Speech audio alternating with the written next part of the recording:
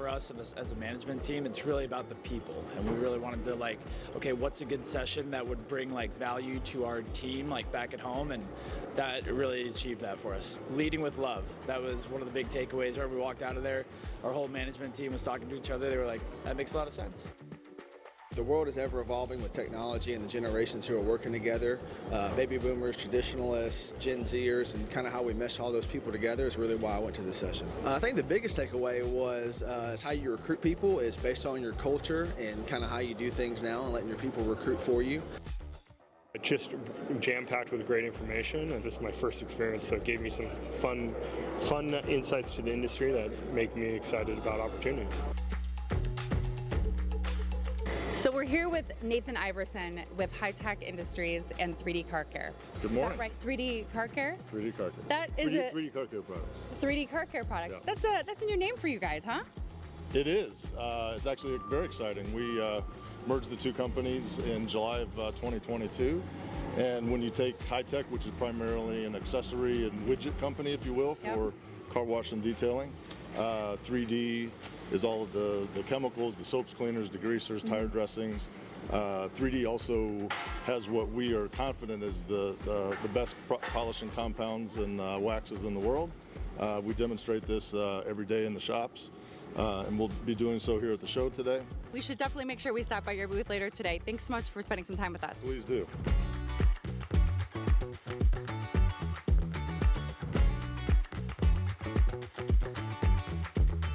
Just brought on a new general manager who worked at a car wash before at a separate location, and we were doing all the training and everything, and we started talking about scheduling, and he said, oh, scheduling, I hate making a schedule every week, and it takes up so much of my time. And I said, really? Making the schedule is my favorite part of the week, because when I get to make a schedule, I get to touch base with every single one of my team members, and I get to learn what's happening in their lives, right? That communication, the bonding, the building the culture, right? So it's, I can't make it to work on Tuesday. I have an appointment for my baby. Oh, how's your baby, right? And so that's something so small that I don't think managers think about, but can be a huge part of communication. Did happen during COVID and during lockdown is that a huge portion of the workforce were told that they did not matter, either by their bosses, by the government. They're like, you don't matter, go home, we don't need you. And now these people are coming out, or they're not. They're staying at home, other people are taking care of them financially. And so now we have these employees that are coming to us, and whether it's their first job since COVID or their first job ever, now we have to, in a very short amount of time, show them and prove to them that we think they matter. And I think that's the hardest thing, because they're not going to care about us. They're not going to care about the job if they don't feel like we care about them.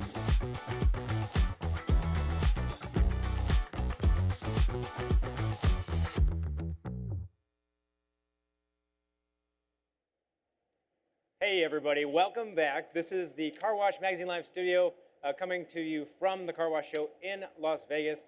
This is 2023. We've got some lights going a little while for us. Wow! You guys can't see what I can see, but I just happened to look at the lights. You shouldn't do that. I'll just say we shouldn't do that. We are going to have a lot of great conversations today. We're going to kick off with one right now for about 30 minutes where we're going to dive in on something that I really get excited about, and that is how can you reinvest in your wash, and what might you be able to do to really help yourself stand out. And so we're going to go through some things like how do you know when it's time to reinvest? We're going to go through some things like what are some creative ideas, and what can you do in terms of when you look at properties, what might be possible with maybe some non-traditional things. And so to have that conversation, we've got some really, really great folks on the stage with us. We've got Scott Besh, we've got Dave Dittman, and then down on the end we've got Chris Michael. We've got Express Wash, sorry, I'm gonna mess this up. I do this every time on you guys, I'm so sorry. Express Car Wash Equipment, Express Car Wash Equipment, and Flagship Car Wash right in the middle here. So guys, welcome to the show. Thanks for having us. Thanks for having us. So we're going to go through real quickly, and I just want you guys to give everybody kind of like the elevator version of who you are and what you do. That'll help us kind of ground this conversation. I'm Scott Besh. I'm the president of Express Car Wash Equipment. We spent over 25 years in the car wash industry. We've evolved from a retail car wash operation to a car wash distributor to a company now that supports many other brands and helps them realize their car wash vision. It's a good summary. Perfect. Dave. Dave Dittman, I'm the VP General Manager of Flagship Car Wash out of Maryland, DC, and Virginia. We're part of the Spotless Brands family, founded by Guy Pelosi, who's here today. Started out 2021, we had roughly 8 to 11 sites, including a couple self-serves, and now we're knocking on the door of 50, predominantly through M&A scopes. So happy to be here. Excellent. Chris. Chris Michaels, CEO of Express Car Wash. Like Scott said, we were retailers first. We built this company to help support ourselves. A decade ago, people just kept asking us to help them. And at the end of the day, we always look at the business model. Everybody here has a passion maybe for car washing, but the P&L statement is what drives us to do more and reimagine what we have. We all own or lease a piece of dirt here around the world that we're trying to bring joy through car washing on. And we help you get the maximum out of that piece of dirt at the end of the day with the machine and the practices. And I think that's what we're going to talk about today. Yeah. No, I love that. I'm pretty excited for this conversation because in the lead up to this, I learned a whole lot about Express Car Wash equipment and what they do, and the breadth is really pretty fascinating. So I'm excited to share that story. And then, with what Flagship does and the way that they really go all in on their buildings and the creative work that they do, you guys are going to be really excited to have this conversation with us. So let's start maybe first, and Chris, we'll start with you on this one. Sure. What's kind of your approach when you start looking at how to identify when do I reinvest? When do I know that it's time that I need to actually reinvest in my wash? Yeah, so we're looking at your current portfolio, whether it's 1 or 100. You always want to look at the area around you. What are the other retail businesses doing? Have they reinvested? Are they reskinning? Well, what's happening with the traffic count historically? What's happening with your conversion rate on the historical trend of the traffic, right? Maybe the traffic when you opened was 30,000 cars. You had a take rate of, just call it X today, right? Traffic's went up, traffic's went down over the last decade. Where's your conversion rate been to that? And then also, how can we reinvest to make an insurance program for ourselves to make sure that we're going to stay top of the market there? And then whether we're going to continue to serve I always call it the cheeseburger, serve the same thing. Maybe you're full service, you need to go express, obviously express detailing, some of those other things. How are you going to maximize that dirt? Because the environment around you may be changing just a little bit, and your customer, right? Yeah, it's paying attention, right? Yeah, pay attention. Pay attention. I want to know about Flagship's approach on this space, because obviously you all do some greenfield activity. You do some kind of reimagining of existing spaces, but let's talk just for a minute about reinvestment. What's your approach there? Yeah, and for us, and some folks might deal with this as well, is sometimes you're limited on where you can do de novos or greenfields, whether it's permitting, whether it's zoning, and so you got to maybe take an existing shell, whether it's your own or one you're eyeballing, and figure out how to deliver that clean, shiny, dry car fast. You think back years and years and years ago, nobody thought about putting compressed air at a vacuum stall, and there's a game changer. So they used to have those little felt brushes. You'd go paint your vents to get dust out, and then compressed air comes along, and it's a game changer. And a lot of competitors out there are doing different things to create that customer experience that will allow them to keep coming back. For us, the challenge has been zoning, timelines to get that done. And whether it's belts, whether it's covered vacs, whether it's state-of-the-art equipment, just to keep that customer, tied into your brand. Excellent. Scott, talk to me a little bit about how you make sure that when you're working with customers, or if you guys are building your own washes. Sure. How do you do it intelligently? I think it's really important to try to match the machine to the market. The real estate really dictates what is possible in the space. Yep. That's really the first predictor of what how successful that site's going to be. And so we try to really work the equation backwards from more of an ROI perspective. Hey, what do you want to achieve? What's your goal?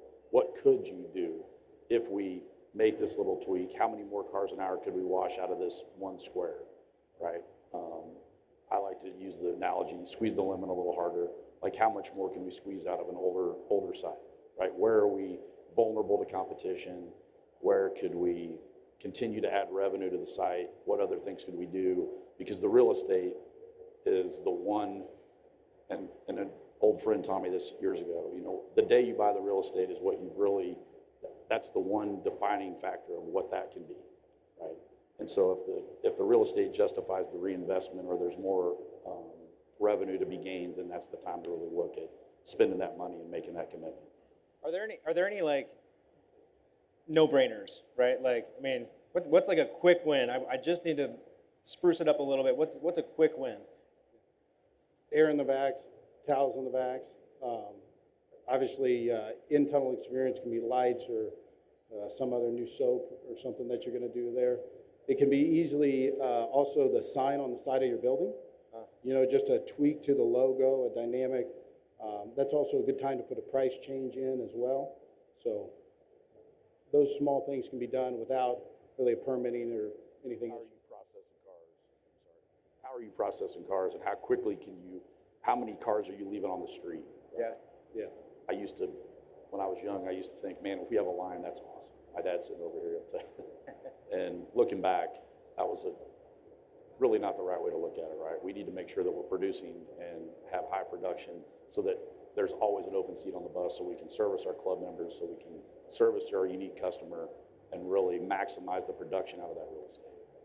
Well, so talk to me a little bit about what you are coaching customers on right now, right? Because there's a lot of washes in the industry still that were maybe built pre kind of express blow up, right? So in some of these scenarios, well, tons of them were also pre-built from subscription model, so the flows are different. So talk to me about some things that we can do to kind of make sure that our flow is maximized for today's car wash.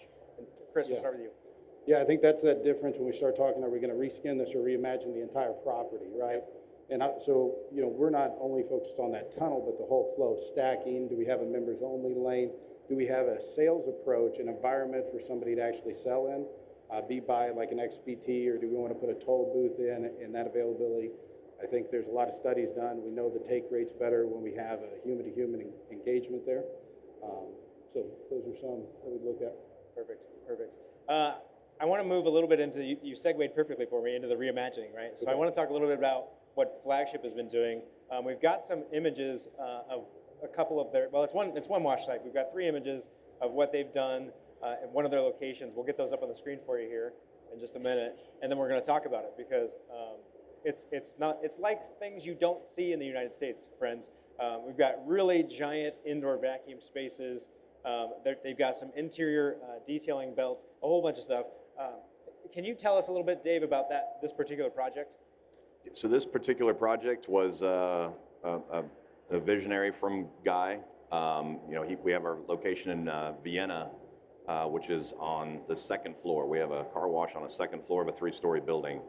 And he actually traveled the country and went to Germany and looked at just different car washes and how they created flow, stacking, and you touched on it a second ago. The customer's mindset, if I'm moving, things are happening.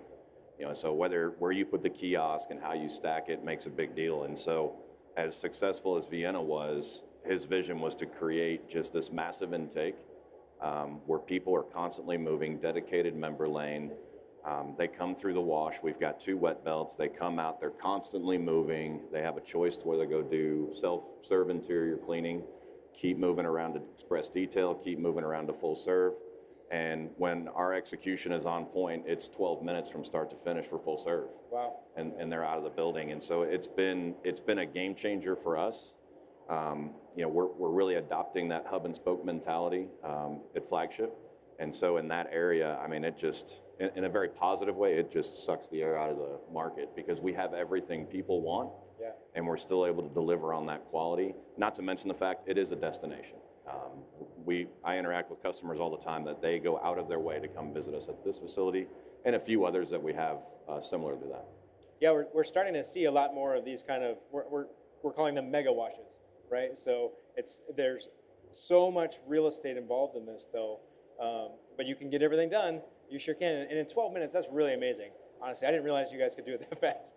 But I want to know though, is mega washing a thing? Like I've seen a few.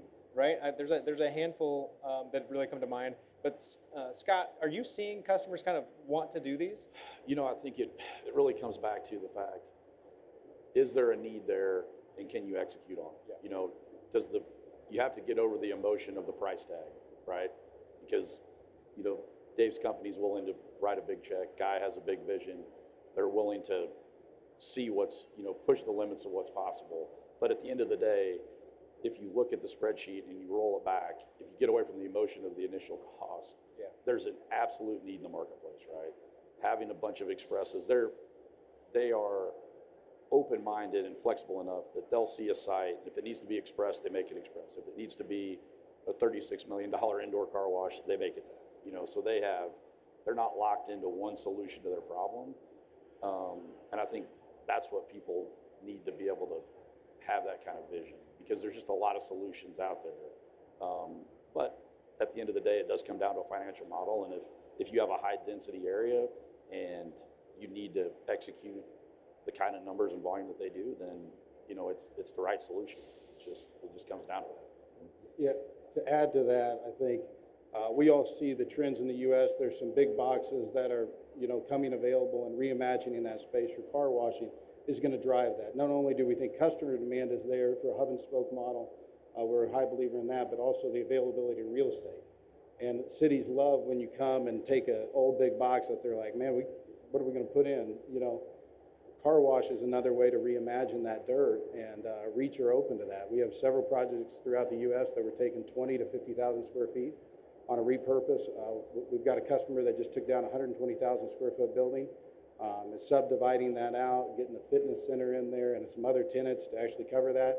We're taking 40,000 and doing a car wash in there as well. So again, need, but also it's a way to play real estate. And we've got some stuff on just smaller boxes. We can blow it out. I mean, Metro did the tire shop. Anything's available. Quick show of hands. How many of you all are express operators in the audience? How many of you are flex or full? Okay. How many of you don't own a car wash? You're just trying to figure out if this is the right place for you. Okay, perfect. All right, so we got a nice mix. One of the things that I think is really interesting is that there is a real need to differentiate right now, right? Because this industry is still growing pretty aggressively. No longer is it a scenario where you have washes that are 5 miles apart. Now you're in situations where they might be right across the street from one another. We can have that discussion a whole different day. But I want to know, what are some things when you think about differentiation? What are some things that you all are doing or coaching customers on to help them with that, so that not every express wash looks like every other express wash? Any of you guys can start. The vacuum area, number one, easiest thing to differentiate your service and your product from those is what you're offering in the vacuum area. That's not only products, but it's also service, and we love the vacuum concierge, having somebody out there touching that person. The way you interact with the customer post-exit of the tunnel is also a huge way that you can differentiate. But like we said, air, towels, canopy, taking environmental factors out. One of the biggest benefits of any covered vacuum area, whether it's in a big box or standalone, is you're starting to compress and take out the weather-related times that people will want to go, right? My wife will sometimes just want to vacuum out her car, but it's cold, it's windy, it's rainy, or whatever. Those areas, if we start to control the environment, even 3-wall roof, we can compress that take rate cycle on there. And it's a way for you to differentiate from your customer on your current lot as well. We can just build a simple roof over it, wall, windbreak, garage doors. We've done some of that to create a differentiation, and then also the products that we're putting inside that vacuum offering. I'll add on and say you need to have plenty of vacs too. I'm of the mindset if you have 10 or fewer vacs, you're probably going to piss people off. I myself have experienced when I was a member in certain areas, nothing was more aggravating than coming out and the vac wasn't available. Because you got somebody over that's detailing a car for 4 hours. It's a beautiful day. So plenty of vacs, towels, clean. The biggest thing about Express is that everybody loves it because of the efficiency, especially from a labor perspective. You got to have that right person at the kiosk. Whether that is a dedicated cashier or is the loader. It's that customer interaction. The show has to be good. And those are all things that, you pull a lever, push a button, you have a good show, the car comes out looking good. That differentiation starts before they're in the tunnel. Yeah. And so if they have a feel good, that tunnel is going to be just an additional perk. And then when they come out, compressed air, towels, clean environment. And I'm a big proponent of the, eliminating the weather from being a determining factor on whether you're going to do business or not. Covered backs is the way to go. Excellent. How about you, Scott? I think as you see the product itself become a commodity, as we all offer club memberships and we all offer, there's dozens of tunnels on the show floor, right, that will turn out a great clean car. There's no, let's say there's some secret sauce, but let's be honest, there's a lot of ways to get to a great clean car at the end of it. So you have to be able to drive consumer value to that club membership, and how are you going to do that, right? And it has to be ways outside of the tunnel, like Dave mentioned, that you really have to find ways that you can be different, so that consumer feels that extra value in their membership, right? Yeah. And that means they can't wait in line, they need a vacuum when they show up. Those kind of things are limiting factors of how you can grow your club membership base. Sure. Yeah, excellent. I do want to say we will have a little bit of time for questions. So if you all have some, we can take those in a few minutes. So get them ready, and I'll let you all ask a few. I got a couple more of my own first. I want to talk a little bit about downtime, right? So, and we can talk about this on both the reimagining and reinvesting side, because obviously when you're trying to turn a building, you want that thing up and operational as fast as possible so you can make money instead of burn money. Talk about kind of how you minimize downtime when you're going to reinvest, and how you maximize kind of efficiency to get that store up and operational as fast as possible. And let's start down with Chris. Yeah, so it all comes down to planning, getting ahead of it. We do extensive drawings, layouts that we want to do, get with the city, talk to them if there's going to be any headwinds there early on.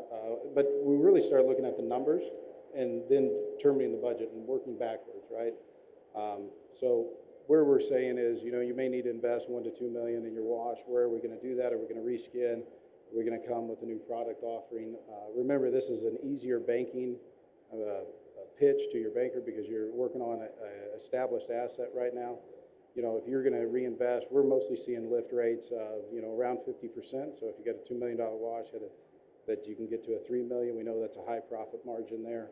On that, it's got most of the time a 5-year payback or less on it. Obviously, there's some good tax stuff there because you can capitalize. But remember, this is an easier path for you maybe to spend on than just going out and building a new wash as well. Once we find out that financial model that's going to work for you and what you want to do, that's when we'll work back in the planning on how heavy the remodel is going to be. Yeah. Then we create the timeline that we're going to do that on. We've done some that the shutdowns have only been 4 days, and they've seen numbers go up about 50%. Their club membership went up about 2,000. We did take away prep there because we added some equipment, changed it around, the flow of the site and the vacuums as well. But it all comes back to creating a business model that you're going to feel good about reinvesting. We always say, look with a critical eye and a loving heart to your business on that, because your customers are looking with that critical eye, and so is your competition. Excellent. I think having a schedule is important. Plan for contingencies, especially if it's an older building, whether you're operating in one or you're going to acquire one, especially when it comes to power requirements. We've had to learn that the hard way, where you're dependent upon the power company to actually power up the building. So plan for that. And then just like on any show on HGTV, you might take down a wall that's been standing there for 20 years to find a lot more problems. So just plan for contingency. Have the equipment staged. Have your vendors staged. We would all be blessed to have a farmer's almanac that would call for a 20-day downpour and we wouldn't lose any business. But we try to be very accommodating to our employees, have everything staged. These guys helped with a massive project for one of our main artery sites, where we shut down to basically we redid the whole tunnel. 15-year-old building, tunnel just needed to be upgraded. Communicated to the customers a couple weeks in advance, and we had less than 30-day turnaround time to rip out and reinstall a brand new tunnel from end to end. So just having all those things and just plan for things are going to happen that might delay it, but you don't want to be held hostage by a power company, utility company, equipment company, things of that. What about you, Scott? You know, to piggyback on what Dave said, it really comes down to communication. Yeah. If you roll it down to the most simple common denominator, right? Because the project, to execute quickly and to have everything prepared, you know, Dave knows this, Chris knows this, we communicate constantly to make sure that the project timeline continues to, if something needs to change, it happens quickly. Yep. If there's communication that needs to happen, we're solving problems, we're getting solutions quickly. You know, and that comes down to just having a great partner that we work with that, you know, is willing to collaborate and work. That dividing it up and not having that constant communication in any construction project, not just a car wash remodel, but especially a car wash remodel, everybody needs to be on the same page, and you just have to constantly keep evolving and change in the moment. Eliminate excuses. That's the other thing. You know, we spend a lot of time in our side of it just eliminating excuses from the architect, from the electrician, from the plumber, and just try to help make sure that we're all on the same page and just keep the ball moving. You know, that's the one thing that Flagship does the best. They keep the ball moving, and that really helps expedite that execution time. Yeah, I love that. I mean, it goes with everything, right? Like, the more you can plan ahead, the more you're prepared for what's coming, and especially prepared for what you didn't know was going to come. Is there anybody out there that's got a question for the group? Right in the middle, yeah. Stand up for me. We're going to mic out to you. And then what was the other one over here? Okay, go ahead. One thing to tag on to what we were just as we're waiting for the mic is broadcast that to your customer. Remember, if they're an unlimited customer, that's their wash. They have pride of ownership in what you're offering them. You say, hey, we're reinvesting in your wash. We're going to be down for 30 days to make your experience better. It's just like if you're a member of the country club and they were getting new wallpaper and carpet and everything. People have a big pride to it. And so one of the things we sometimes hear is, oh, my customers would hate it if we shut down for 30 days. No, they're going to love it. That's their wash. They're going to have new and exciting things. And the way we market that, you're actually going to get a fresh uptake. And then all these new eyes are like, oh, what's going on there, right? So bring some new joy. Don't fear that, because even 1 month of revenue, when you build it back into a 5-year model, it works. Trust me. We can go through the math later. Excellent. Well, I know who you are, but say who you are and where you're from.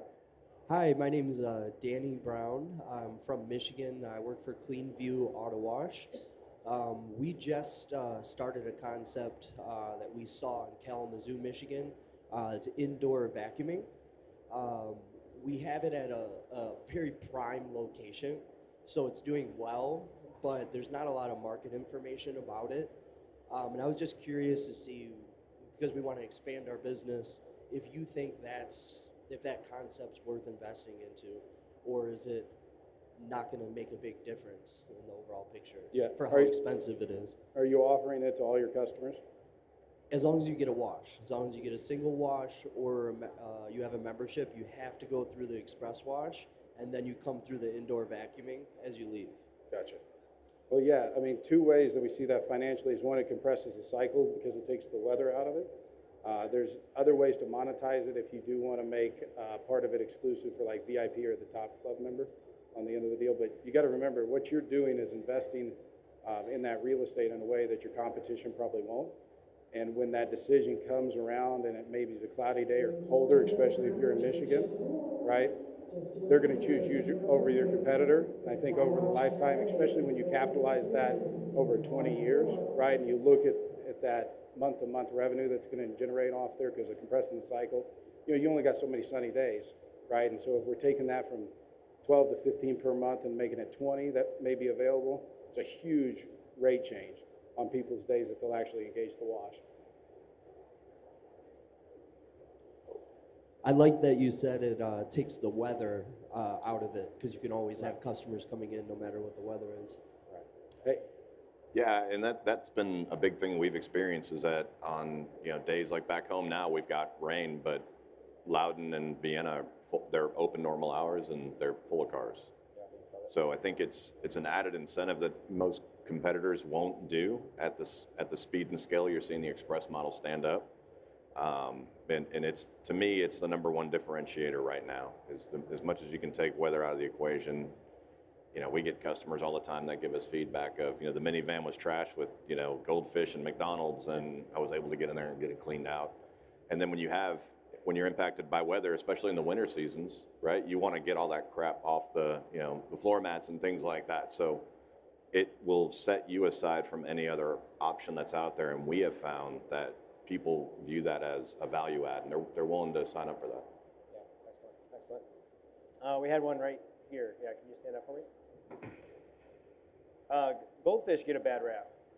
They really do. That's always the example. Goldfish, they just end up everywhere in the car. You can tell a lot about a person by the inside of their car. That's why they do it themselves. Yeah, yeah. Introduce yourself for us. My name is Taisha Crutchfield. I'm the SVP of Marketing for Trademark Car Wash out of North Carolina. And I wanted to see if you guys could just elaborate a little bit on the communications aspect when you're going under the re-imaging. You started touching on it a bit, but wondering if you can touch more on the what you're communicating beyond like, this is what we're doing. How are we incentivizing, or how would you incentivize customers to make sure they're retaining their memberships? And then beyond the members, on the retail aspect, what do you do from a communication perspective? Do you do on-site signage, or what is the proactive communication for the retail washes to ensure you're not directing them to the competitors 2 minutes down the street? Yeah. Dave, do you want to talk about how you guys have done it? Yeah, so obviously for us, we have the benefit of having multiple sites across the DMV. And some of the sites are, pretty close to where we can just hang a sign. We're closing for renovations. Brought up the statement, we're reinvesting in this wash, come visit us here. In the event that it was an isolated site, or if it's a one unit operation, you want to incentivize the customer to stay with you. So you could do that in the form of, discounting the membership while you're closed to keep them sticky to your location. I'm not a big fan of suspending the membership because that just entices them to go elsewhere. And then carry on that promotion after you reopen. I would absolutely do a re-grand opening event and, wear your flag with pride and involve the community. Just make it a big deal. Like the more you make it a big deal that it's coming, the more people will pay attention to when you're going to reopen. Use your social channels, use signage, community involvements wherever that sites are located. Like I said, when you have multiple sites, that's an easy button. Not everybody has that, or you have isolated stores. So it's just speaking to that component, use your social channels, work with the community.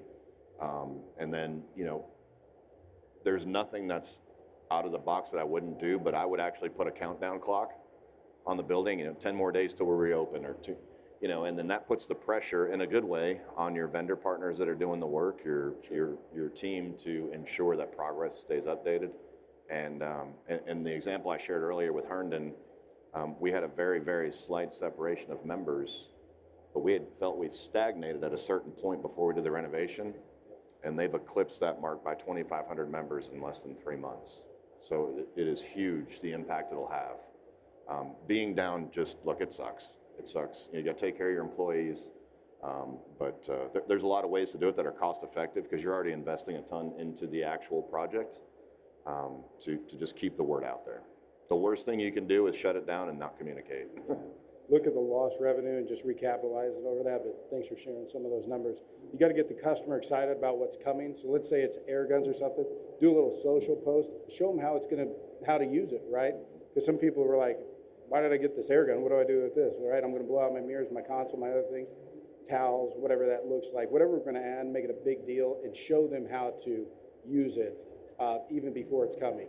What's been interesting, and if you have multiple sites, once we remodel one and you have that shared membership, right, somebody's going to come to the new site and say, when does my site get remodeled, right? When do I get the special new toys? And so when you market it right, it really becomes this whole self-fulfilling prophecy, like, oh my gosh, like if Delta rolls out a new lay flat bed, right? When does the next plane get it? When does the next plane get it? Did you get to do that? Oh, that's mine. So you can really market around it and make it a fun deal. Also on the financial part, that's when you can also turn the dial maybe on the ticket because you're showing them everything that why you did it, right? And so it makes it even better investment. Excellent, excellent. All right, we're running a little short on time. So that means that I don't get to ask my last question, but what we are going to do is say, I have one more thing you have to do for me. You have to stay here. We're going to play Plinko. I'm going to use you guys as my judges for something. So first, that conversation was excellent. If you want to connect with them once we get done here, these folks will be around and you can connect and ask more questions. But my two people that asked questions, please come on up to the stage. Oh, awesome. Yeah, if you guys want to talk any more about it, we've got our booth back here, 11:57. We also start happy hour earliest at Express Car Wash. 11:75. Sorry. Thanks.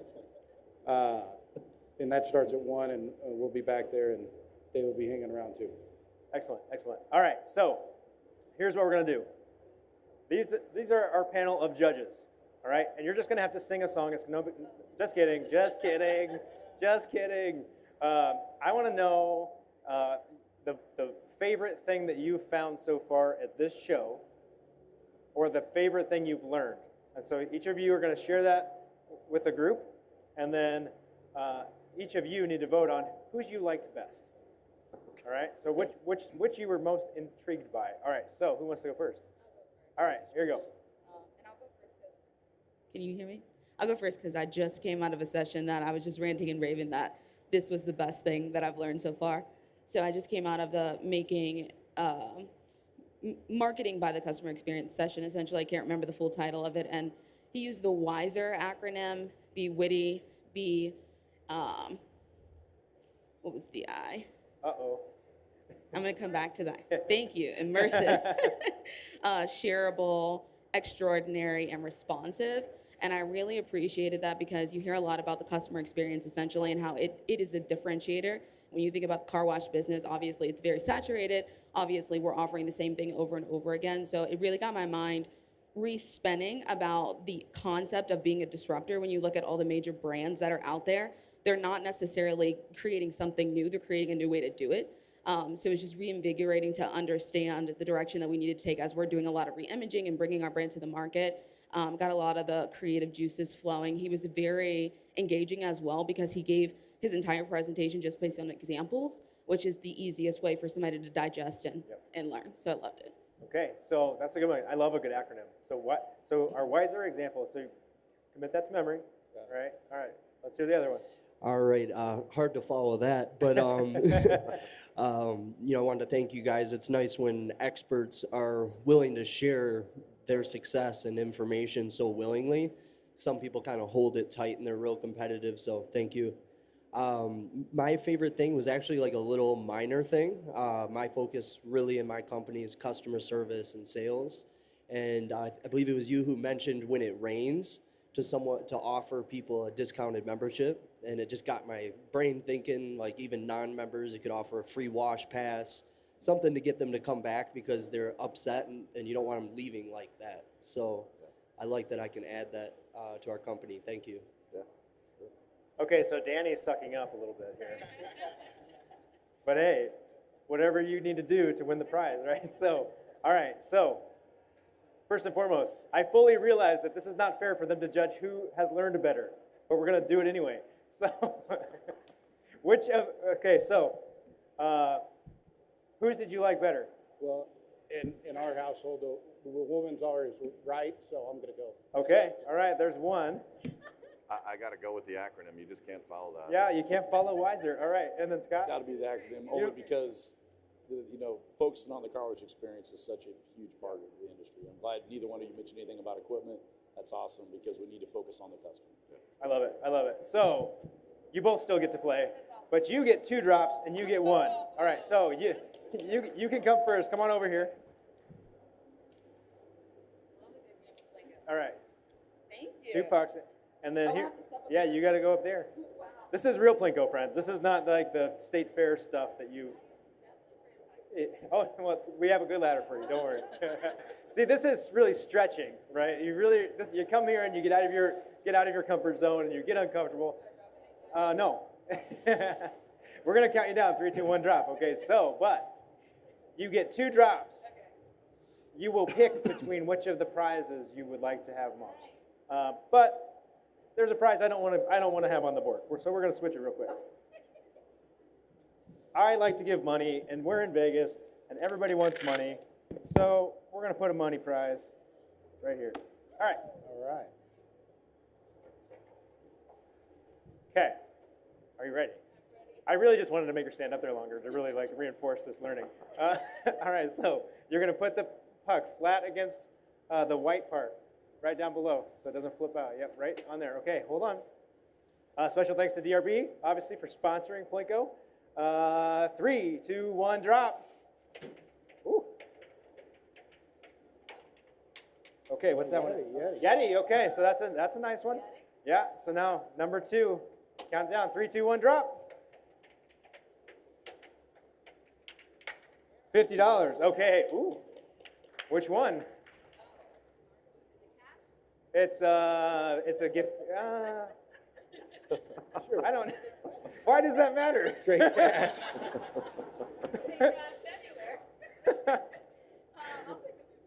All right, come on down. We'll get you hooked up in just a minute. Okay, Danny, come on over.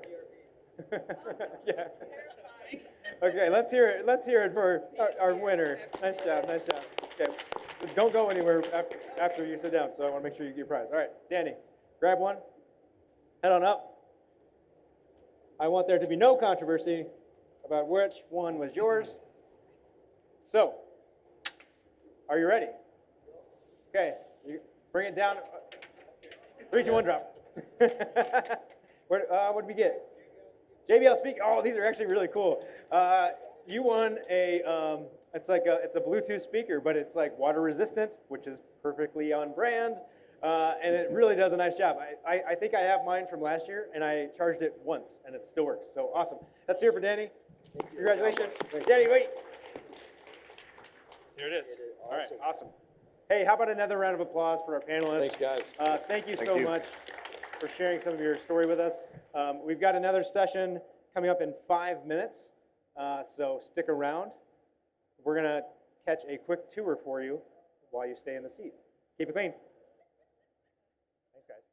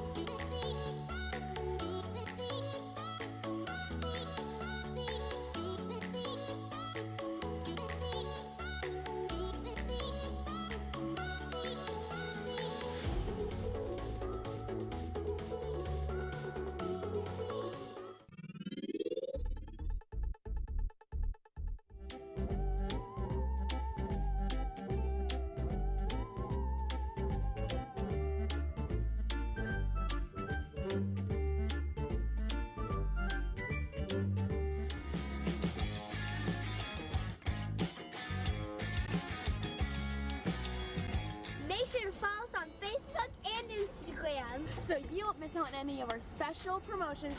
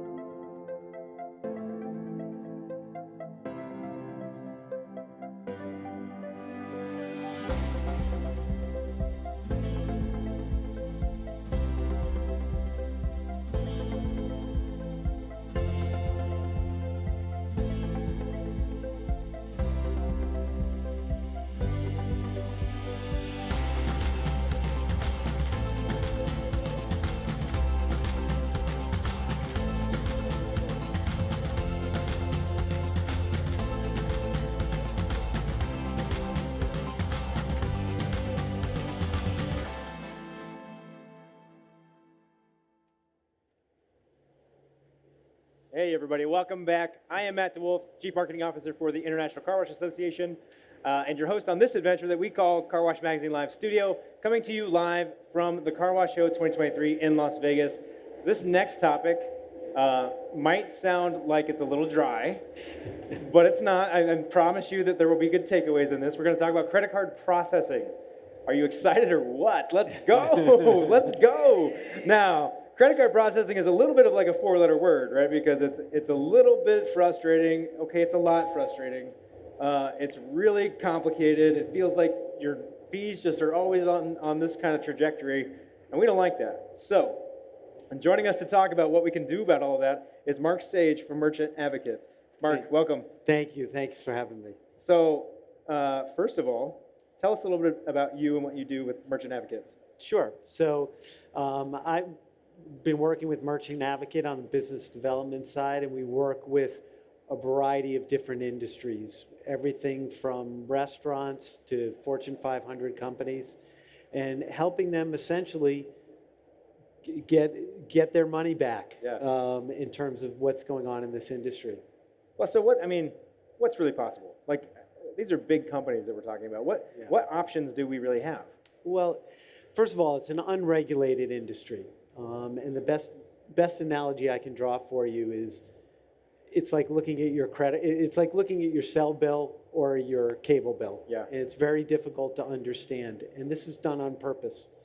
And so what we try to do is bring transparency to a very untransparent industry. And so there are things that you can do. There certainly is. So talk to me a little bit about, like, what do you all look for? So when you're looking at one of these statements, what are you actually looking for that shouldn't be there? Yeah. Well, we're looking at three different buckets. One is sort of what we call interchange.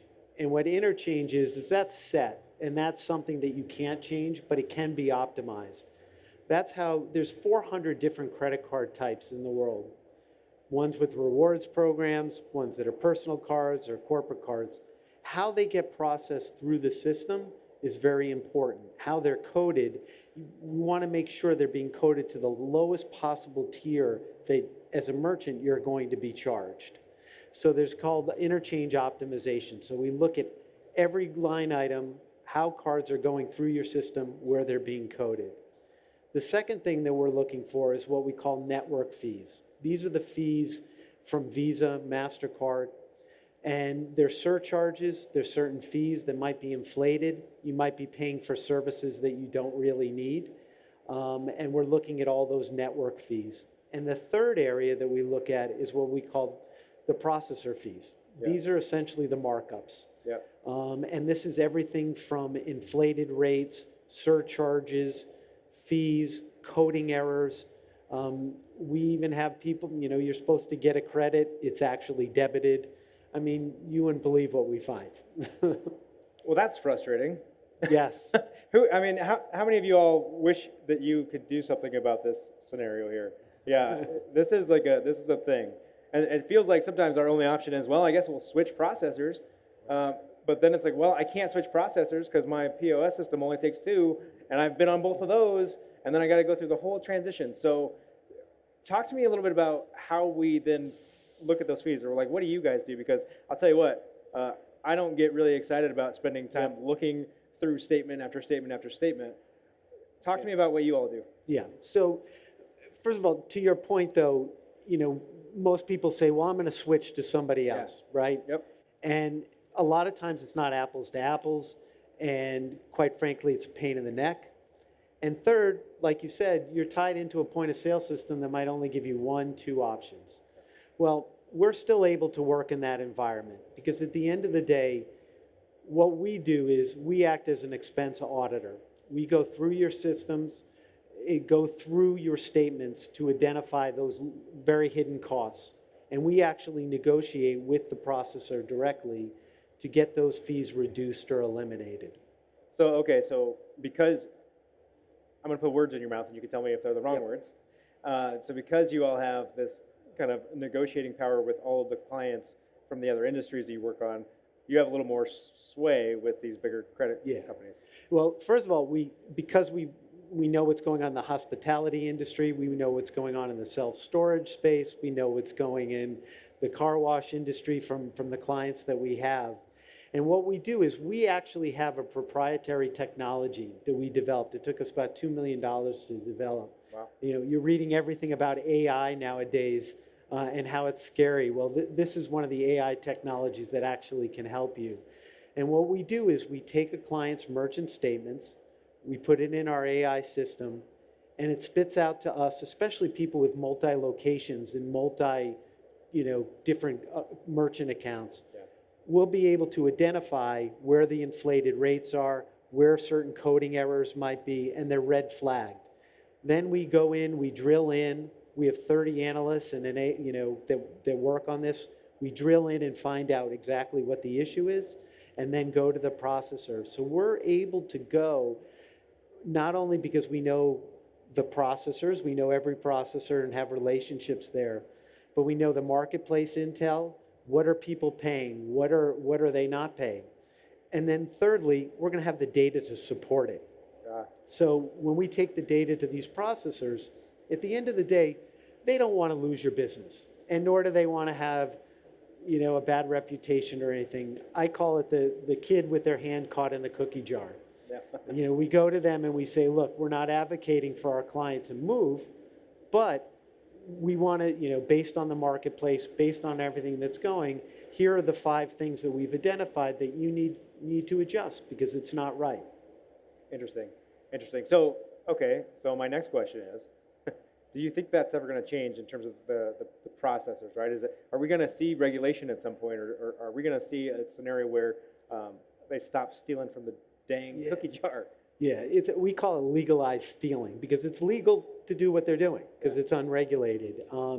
Right now in Congress and everything, they've been debating the issue. I don't know if everyone saw Biden's State of the Union speech, but he came out about the fees that when you stay at a resort, there's fees that are already tacked on to your stay sometimes. So they're looking at it from a consumer perspective, but they're not looking at it from a merchant perspective. Congress is not, they've never moved on it. But what we are and why we're called Merchant Advocate is because we're advocates for the merchant. So on the consumer side, they're looking at fees and things, but they're not looking out for the actual merchants. Interesting. Okay. Well, I mean, it sounds like it's a little bit of a too good to be true thing, right? Like you all are just, how much does this cost me? Like, So, what's going on? Yeah, we always get, it's too good to be true. You're going to give me money back? Yeah. But the way we work is very, very simple. If we can't save you money, you owe us nothing. Yeah. We do a revenue share on the savings. That way that we are incentivized as well to be able to get you the best deal and the best terms that are there. And how we work is very simple. It's a 3-step process. The first thing that we do is we ask a potential client, send us your most recent merchant statement. Yep. And we'll take a look at it, and our team will do a preliminary analysis. I'll come back to you, step 2, I'll tell you 1 or 2 things. I'll say, you know what, you're in great shape, nothing to do here. Or 2, I'm going to say our team has identified some potential savings opportunities they feel they could reduce or eliminate. If that's the case, what we do is, if we move forward with somebody, we take the burden off of dealing with these processors on you. You guys are too busy running your businesses and operating it. We actually negotiate with the processor directly. And again, we'll have the data, we'll have the intel, and we have the contacts at all these processors. And so we'll do all the negotiation. Step 3, we come back and we say, look, this is what we were able to achieve in terms of savings for you. And then what we do is we then monitor your statements on a monthly basis to ensure that those savings that we got for you are maintained and that they don't add in additional fees or service charges or, who knows what, 6 months, 4 months down the road, which tends to happen.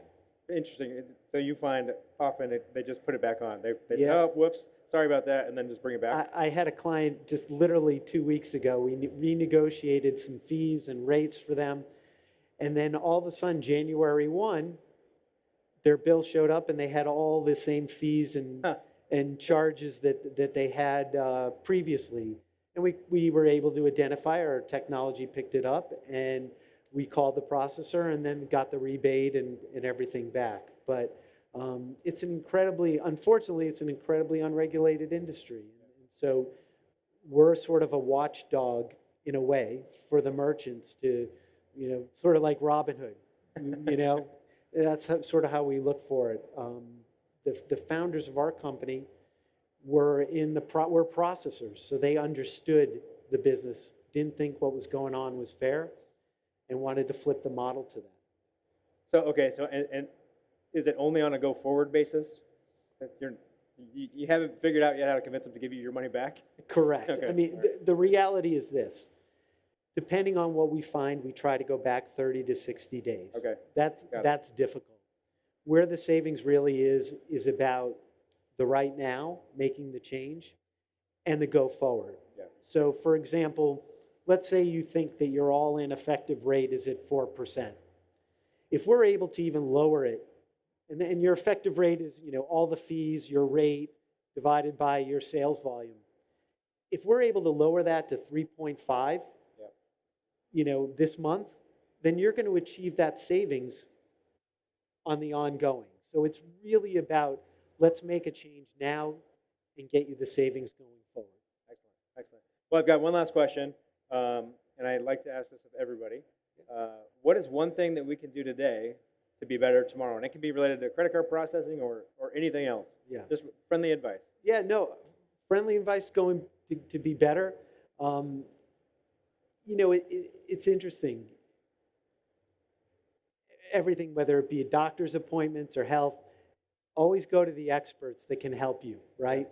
You want to go, when you go to a doctor, you want to go to the best doctor. Yep. And you guys are in business, everybody's busy trying to do their business. You should do a checkup on your merchant processing fees. It's like a doctor's appointment. Let's validate either you're in great shape or there's a savings opportunity there that's incremental. So as you're going about your daily business and running your business, there are things you can do to increase your bottom line and profitability to your company that really doesn't affect anything other than incremental sales. You don't have to lay people off. You don't have to get new business. Look at ways in your business on how you can become more profitable and go to those experts that can help you get you there. Excellent. Mark, thank you so much for sharing thank you. How you can help us save our money. And actually, really, I think the most interesting piece of it is helping us be able to spend time doing the things that we should be doing, which is growing our business, developing our people, figuring out how we're going to drive more revenue. So thank you so much for joining us today. Absolutely. Thank you. We are going to show you, sorry, I cut your claps off. I'm so sorry. we are going to show you an example of another piece of going to the experts here in just a moment. We've got a quick commercial that we're going to run. This is all about LEAD, which is ICA's manager training program.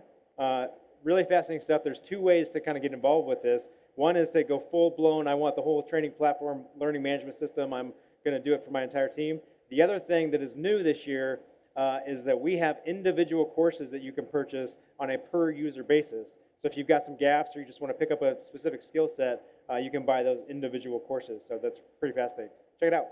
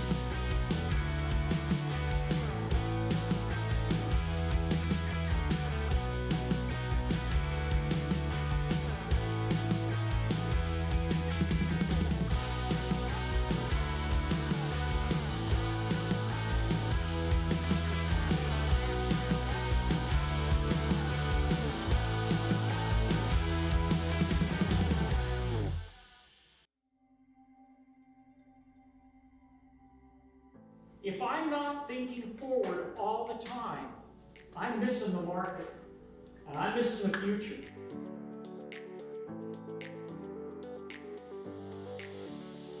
There's a lot of things I'm going to be taking back, but I think the biggest takeaways I would have is just some of the strategies, some of the new ideas, some of the different ways of thinking to impact the business. Through this, it makes me want to be a better person, because the lessons here are not just business lessons or leadership lessons, they're life lessons. It makes you really want to focus on doing the right thing all the time. One of the most important tools in your bag is yourself, and continuing to refine yourself and work on yourself so that you can be the best you can be for your people and your organization. Everything boils down to building relationships. No matter what it is that we're dealing with our locations, everything boils down to building those relationships, internal and external relationships. You know, having the collaboration of other people and other minds in the business, it has given me an opportunity to, as a new manager, to grow and to learn from those guys and to create long-lasting relationships that will definitely enhance our business. You know, it can be a bit life-changing. If you haven't experienced something like this, you're in a college, atmosphere where high learning takes place. And I think if you appreciate that, you'll appreciate this week.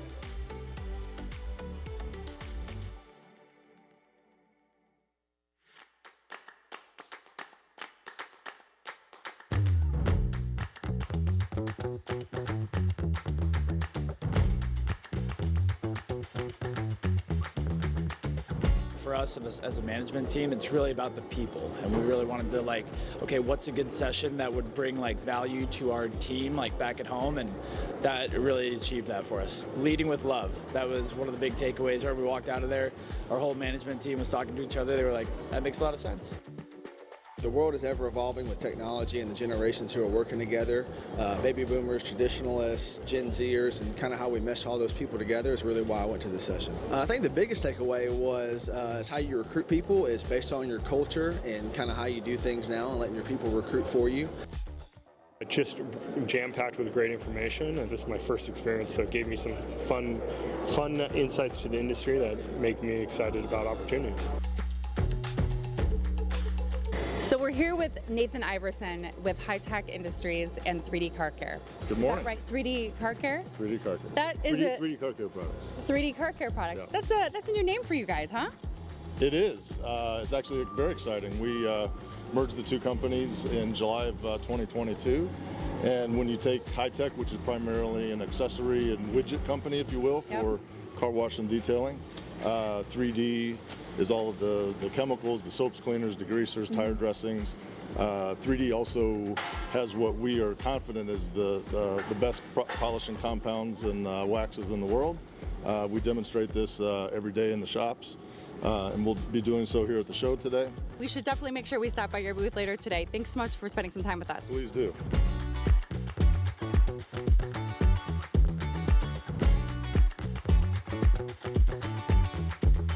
Just brought on a new general manager who worked at a car wash before at a separate location, and we were doing all the training and everything, and we started talking about scheduling, and he said, oh, scheduling, I hate making a schedule every week, and it takes up so much of my time. And I said, really?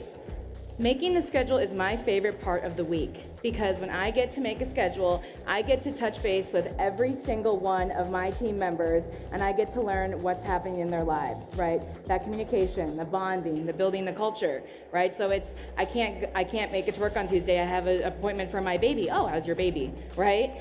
And so that's something so small that I don't think managers think about, but can be a huge part of communication. It did happen during COVID and during lockdown, is that a huge portion of the workforce were told that they did not matter, either by their bosses, by the government. They're like, you don't matter, go home, we don't need you. And now these people are coming out, or they're not. They're staying at home, other people are taking care of them financially. And so now we have these employees that are coming to us, and whether it's their first job since COVID or their first job ever, now we have to, in a very short amount of time, show them and prove to them that we think they matter. And I think that's the hardest thing, because they're not going to care about us. They're not going to care about the job if they don't feel like we care about them.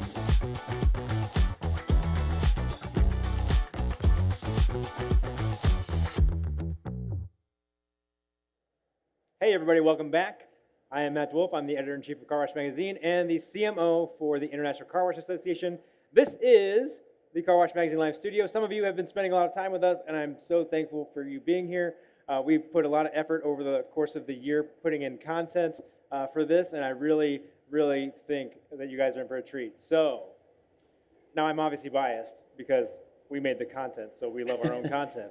But this is a good one because we're going to be talking about sports sponsorship and sports marketing. So this is a really fun thing that I've seen picking up in the industry over the last couple of years in terms of being able to do bigger sponsorship opportunities and think really creatively about how you leverage some opportunities within the sports marketing space. So to have this conversation with us, to answer any of the questions that you all might have, I've got three fantastic folks joining us. We've got Harriet Ayade from Everwash, Jonathan Kierman from Superstar, and down in the end we've got Mark Youngworth from Zips. So thanks for coming on, everybody. Hi, Matt. Hi, Matt. Hi, thank you for having us. So one of my running jokes with Jonathan's done some panels with me before. I'm always very disappointed in the amount of energy my panelists bring to the show. So I say, welcome to the show, and it's always like, good to be here. Thank you for having me. Let's try it again. Ready? Welcome to the show. Hi, Matt. Great to be here. Yes. Lovely to be here. Yeah, see, there we go. That's better. You got to set the stage, man. We got to get going. Okay, so I want to talk about sports marketing, and each of these folks are doing something really interesting and really unique. But maybe each of you can kind of touch on a little bit of like, why sports marketing? Why even go down that path? What was your road to that? Because you sure could just double down on digital advertising, right? So, and Harriet, let's start with you. Why sports?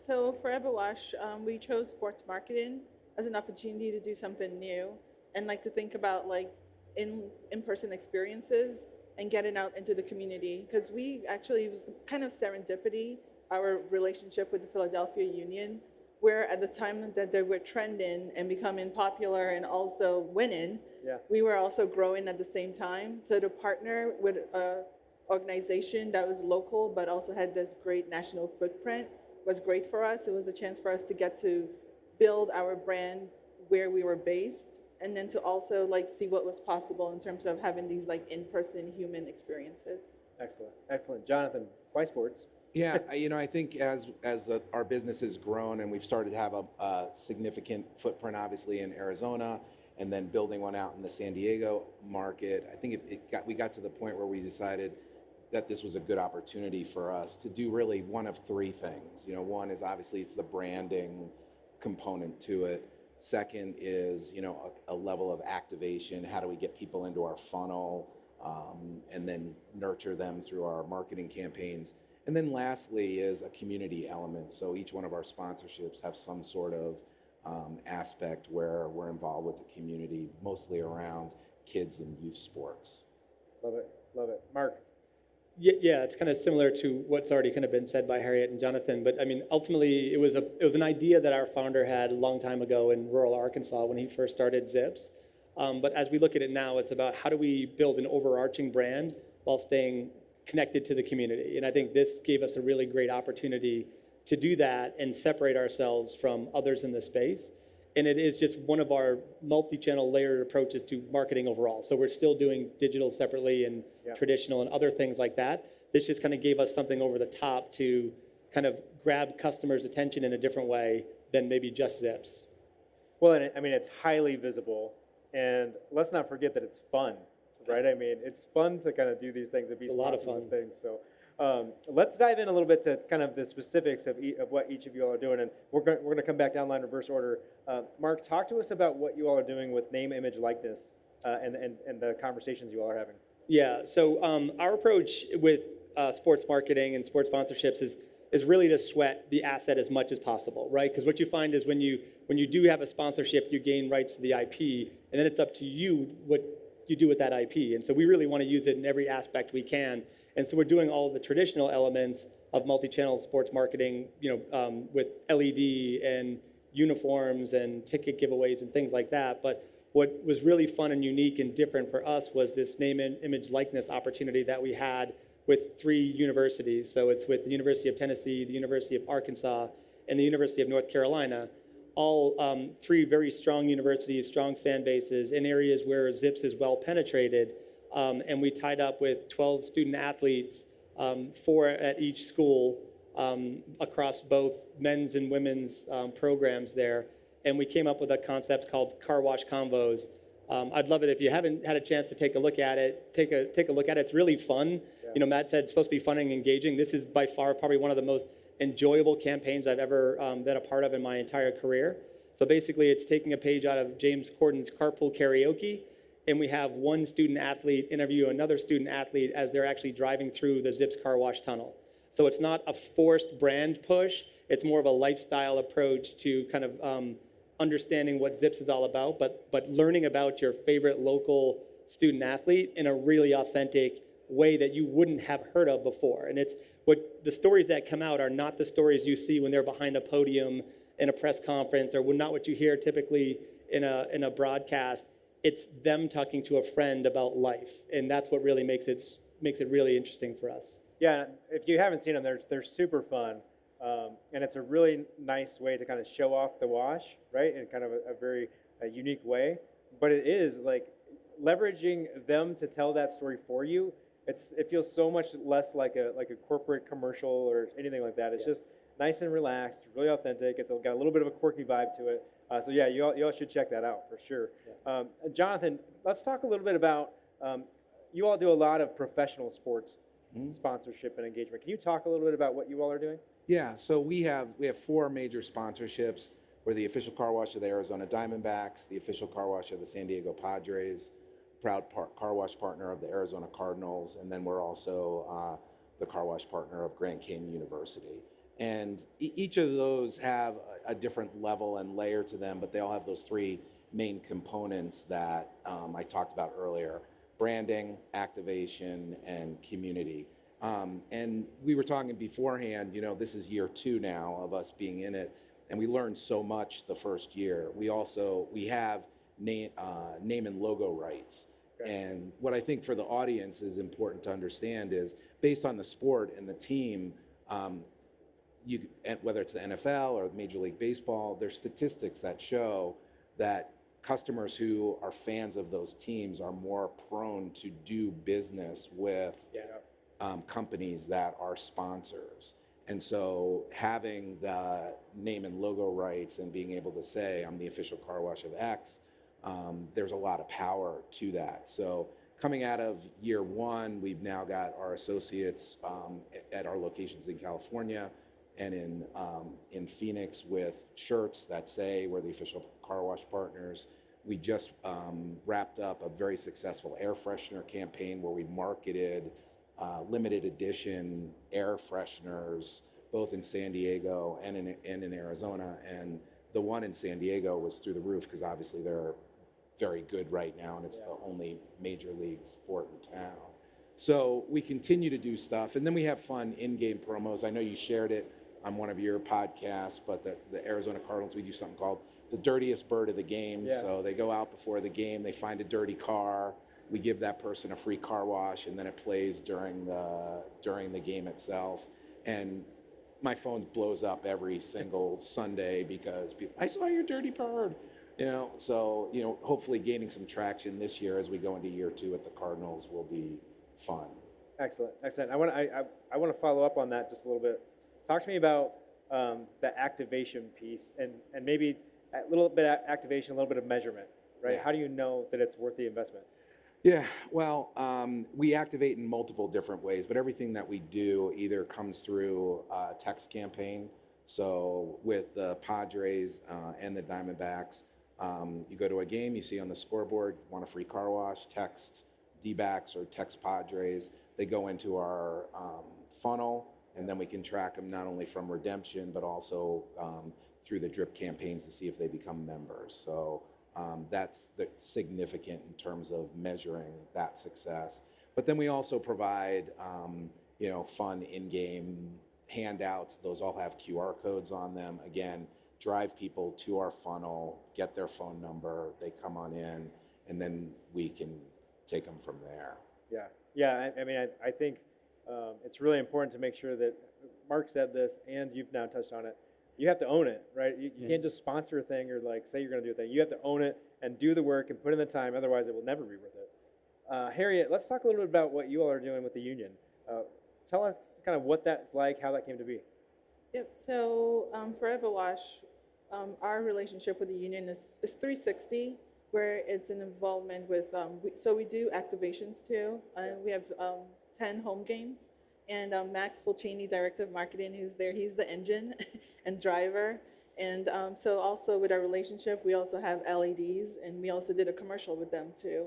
Okay. And with the other part of our relationship with them, that kind of there are two things that organically came out of the sponsorship was the players asked for car wash memberships. Okay. So we told them, like, yeah, we absolutely can hook you up, but we have one request. You have to post on social media, and you have to call out the car washes that you're a member of during the engagement. So that's been something that's like been really cool that's come out of the relationship. The other part of it too is that outside of building relationships with our partners and it being an opportunity for us to take them to games, we've also used it for employee engagement, which has been really good for us too in terms of like making sure like our most important customers feel like they're part of this relationship. So it's not just something that's limited to a few, but it's something that is available to everyone that works at Everwash. So what was it that made you all pick the union, right? Like why go into soccer versus one of the other major sports? I think there's price. Yeah.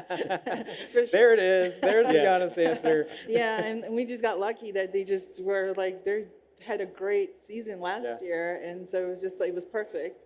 Yeah, but it was definitely price, but also a love of soccer.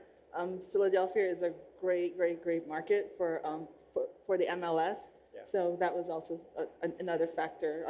As an organization, we have a lot of diehard Union fans.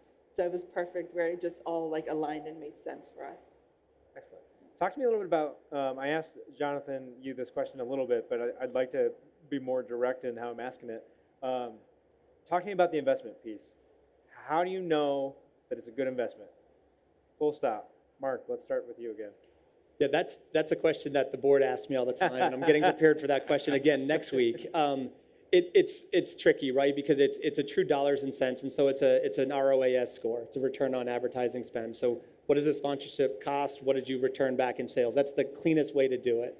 But there's more to that, right? And I think both Harriet and Jonathan talked about it. We're about trying to build brands in car washing, and it's probably one of the retail categories where brands kind of exist, but not in such a unique way. And if you go around and you're in a competitive market, price and convenience is what makes people differentiated today. Getting into sponsorships is something that can provide something unique and different. And Harriet talked about this as something we also do is we give away free tickets as surprise and delight to our top club members, Tar Package club members. So going to like a Tennessee-Alabama football game, if anybody happened to watch that this year, it was a pretty big game. We gave tickets away to our fans. Those are types of experiences that we want people to associate with the Zips beyond just what's your top package price, how many times can I come, where are you located? And so it's tricky, but I would say the true honest way of looking at it is a spend number. It's what's the ROAS percentage of what you put out versus what you got back in. Yeah. How about you, Jonathan? Yeah, I would agree as well. It is a little bit tricky because you can't, how do you measure branding? We're marketers, we always get asked that question.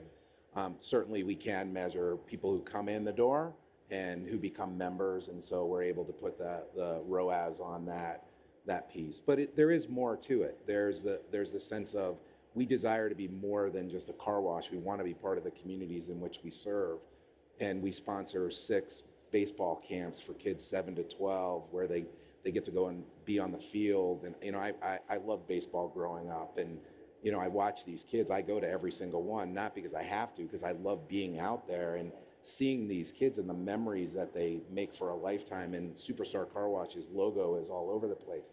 Now, will they remember that? But the 300 parents that are sitting there see Superstar Car Wash for 4 hours, and they know that we're affiliated with that. Same thing with the Arizona Cardinals. We sponsor a camp. They do those Play 360 camps all over, but there's only one that's done in Arizona that's for special needs kids. Superstar Car Wash sponsors that. And again, to go out there and watch these kids, do something that they normally wouldn't necessarily do, and have an NFL player and the cheerleaders and all that other stuff be part of it. And then there's a piece that goes with your employees. They're proud to really be part of an organization that is a sponsor of the Diamondbacks or the Cardinals or the Padres. And we have our regional VP from San Diego here, and we've talked about these air fresheners. He keeps talking about how people are going crazy for them. And if we can do those things from a marketing perspective to create excitement about our brand, but the board asks, how do you measure that? Yeah, brand is like that's the default, right? It's like, why are we doing that?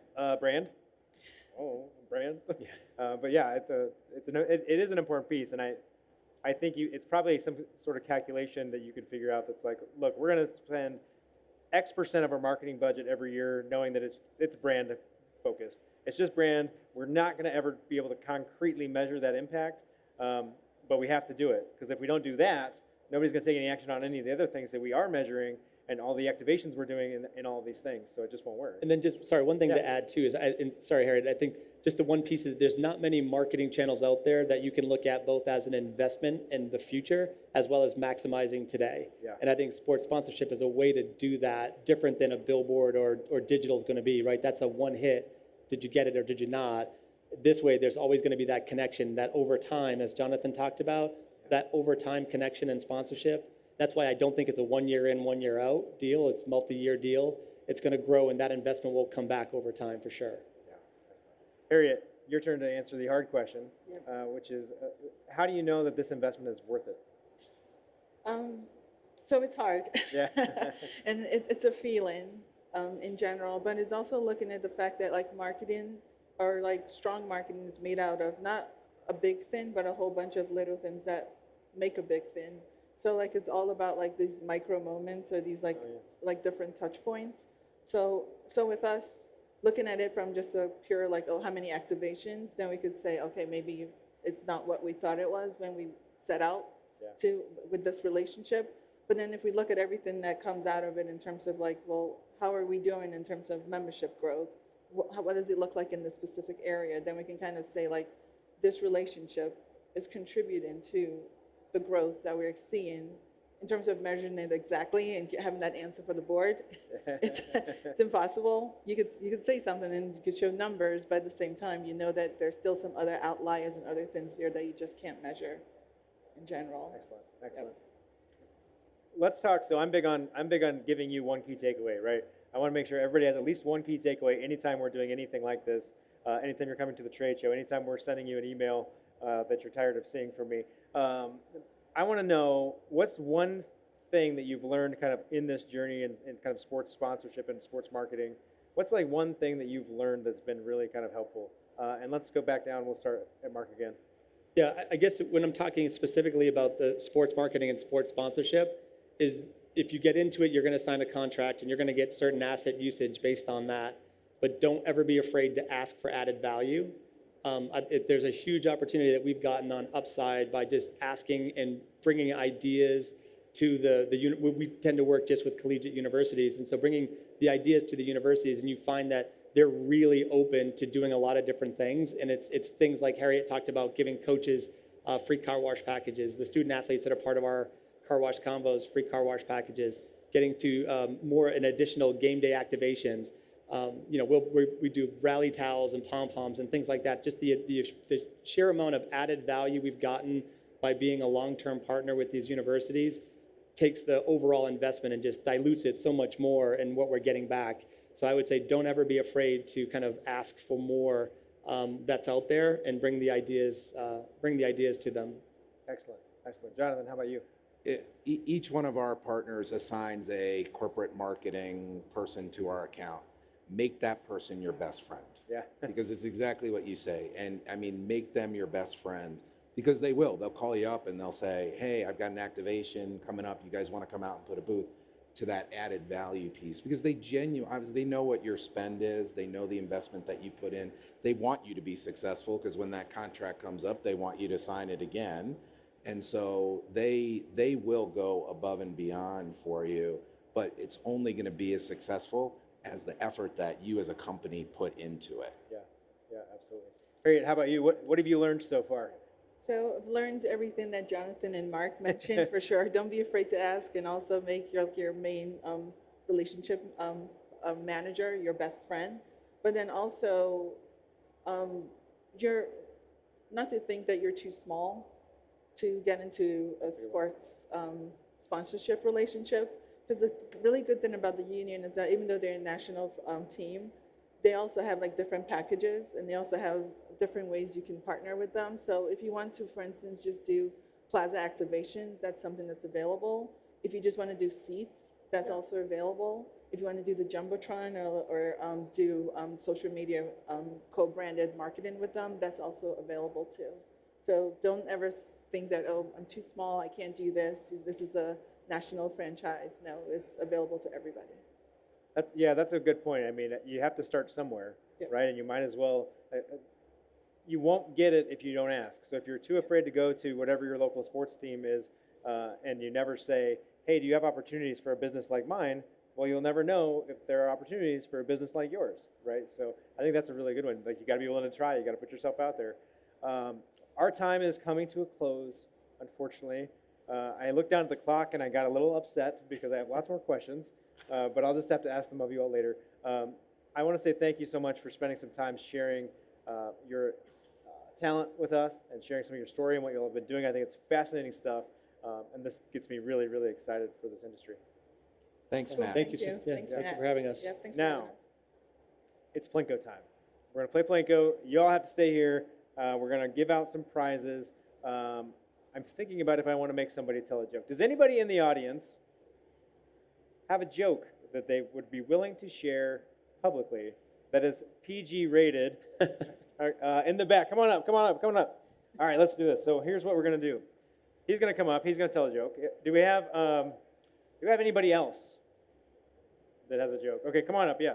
All right. So you guys stay there. Let's go on over here to the Plinko board. And then you all are going to be our judges for which joke was better. All right, so that's how this works. So I can't wait for this. I ran out of my jokes last year. So first of all, introduce yourself, and then go ahead and tell the joke. I hope this does not backfire. Okay. Just remember, you get what you pay for here. All right, I'm Mike Wilkham from Rocket Wash in Wisconsin. All right, so Luke Skywalker and Obi-Wan Kenobi were having some Chinese food, and he was having trouble keeping his food on his fork. And Obi-Wan said, Luke, use your... I screwed up the joke. No, yeah. At least finish it. You finish it, yeah. Take two. Obi-Wan and Luke Skywalker are in a restaurant having Chinese food, and Luke is having trouble keeping his food on the chopsticks. Okay. And Obi-Wan looks at him and says, Luke, use your fork. That's not bad. That's pretty good. That's good. Okay, introduce yourself and then give us the joke. Mark Stradling. So, new teacher psychology, walks in the classroom, and she decides to do a little test with the students just to get an idea of how they feel of themselves. And so she asks the class, okay, if you feel like you are stupid, please stand up. So after about 30, 40 seconds of nobody standing up, little Timmy stands up, and the teacher looks at him and she says, Timmy, do you really feel like you're stupid? And he said, no, I just felt bad that you were standing there all alone. That's a good one. I like that one. That's a good one. Okay, so no, stay here. I give away lots of things, so you might have a chance here. I mean, you don't have a chance for the joke, I don't think. Okay, favorite joke, which one was it? Well, I love May the 4th. It's just, we just passed it. I got to go with joke 2. Yeah, joke 2. Okay, all right, how about you? Joke 2.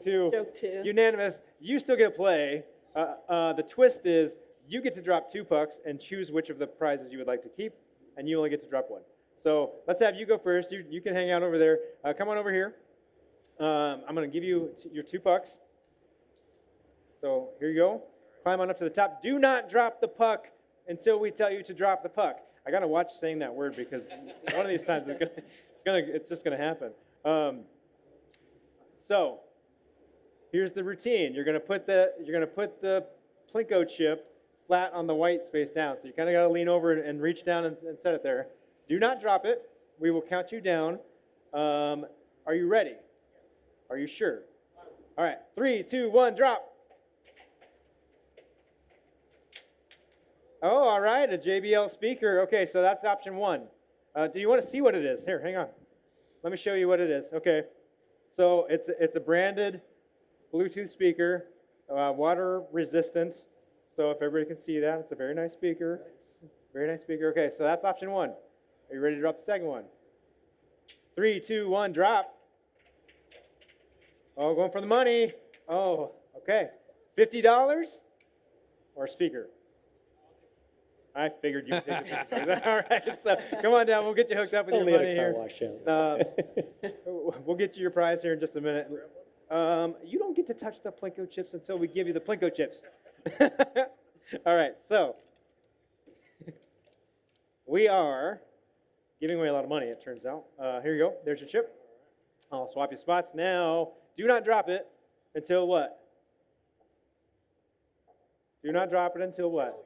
All right. I feel like I'm at home working with my kids sometimes. Okay, so are you ready? 3, 2, 1, drop. A power bank. A new car. Congratulations on the power bank. Congratulations on the $50. Thank you so much, everybody. We're going to be right back here in just a few moments. We've got a couple commercials we're going to run. Special thanks to DRB for sponsoring Plinko and making me so happy every single day. All right, guys.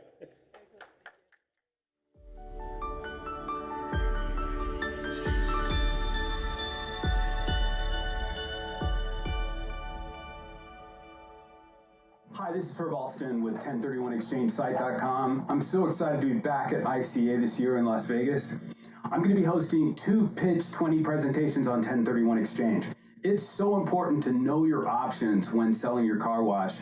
And I am going to have qualified intermediaries and speakers on different options available when selling your car wash. So come join us Monday at 2:30 or Tuesday at 2 for our presentation and Pitch 20 seminars on 1031 Exchange. Look forward to seeing you.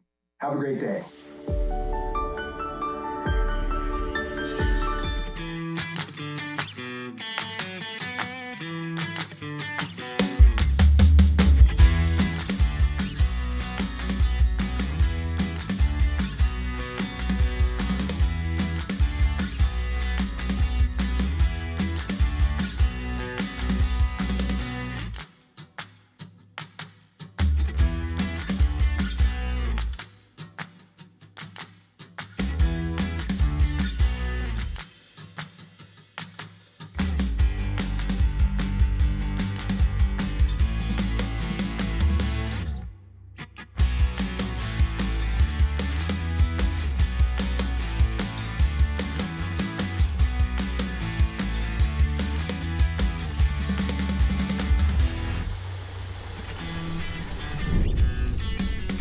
Hey everybody, I'm Trent Walter, the CEO of Car Wash Superstore, and I'm here to talk to you a little bit about our company. Located in a 155,000 square foot facility in Mansfield, Ohio, Car Wash Superstore is a supply chain company with a focus on providing value and total cost of ownership to our customer. We are a one-call solution provider with over 100 years of car wash industry experience and a supplier of car wash parts, supplies, chemicals, and vending. We are a stocking distributor for Sonny's, Motor City, McNeil, and all other major OEMs. We are a distributor of National Pride equipment, an established manufacturer of quality self-serve car wash equipment, meter boxes, and water treatment equipment. Car Wash Superstore also offers an exclusive Elite Club membership in which you can get free shipping on everything for 1 year. No complex reward systems, no minimum order requirements, and no hidden fees. Just free shipping on everything, still. Stop by booth 1113 to speak to one of our team members today.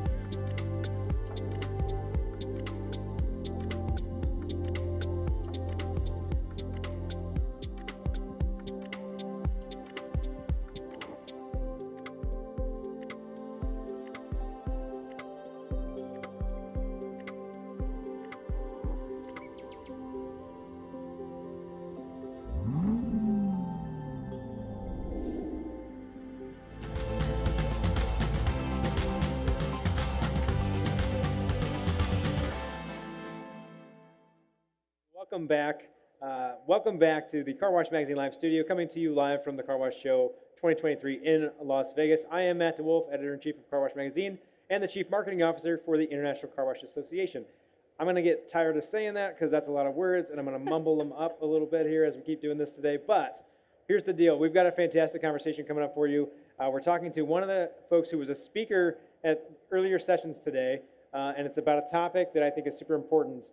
And it's sort of considered a soft skill, but I don't really understand who gets to decide what's a soft skill and a hard skill, because I think this is really difficult. We're going to talk about communication, right? And how can we flip the script a little bit on how we are more direct and more clear and can have some uncomfortable conversations with our team and our colleagues and all the things. So Sarita, welcome to the show. Thank you, Matt. It's great to be here.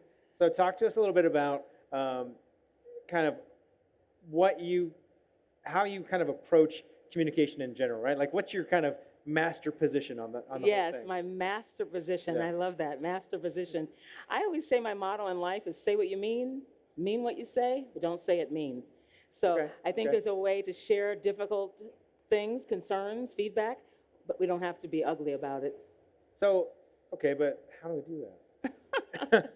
Well, I always joke, and as I was joking with the folks in the session this morning about how I'm the oldest of 4 children, the bossy big sister, and I tend to use a lot of phrases like you better, you need to, you oughta, and I had to break myself of that because those are a little bit more aggressive.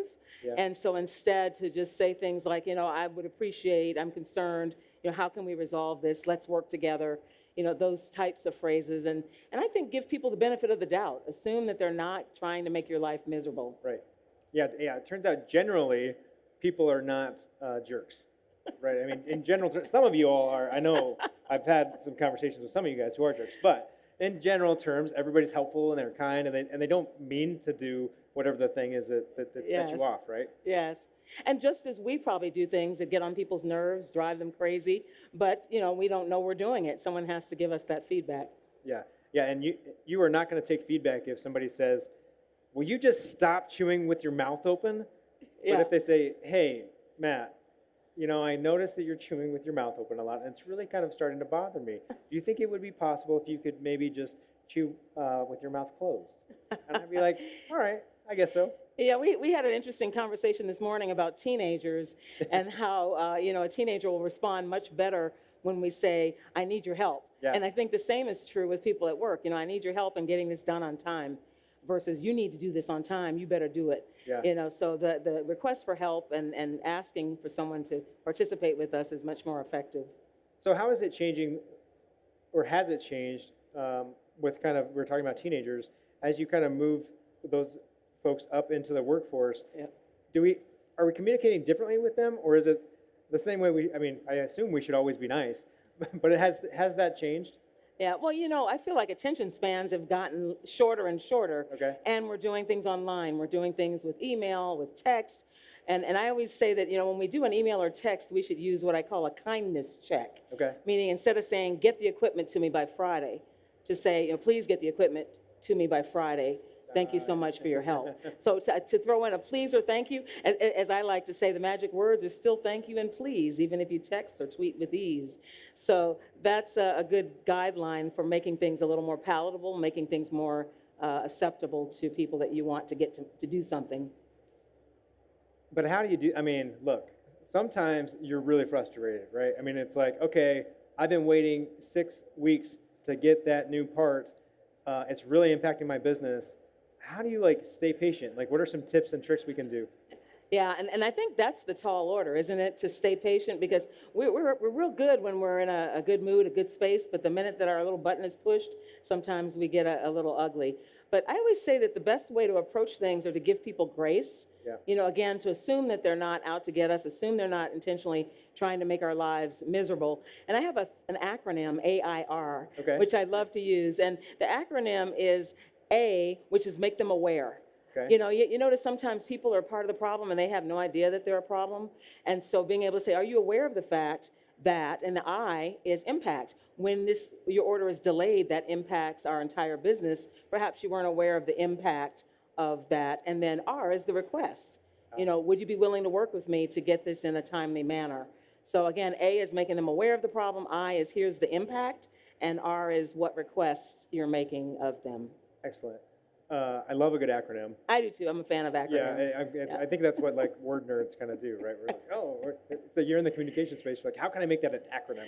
I know, right? And we didn't even talk about AIR this morning. So for those of you, I know some of you, some of you who were in my session this morning, that was a little bonus nugget.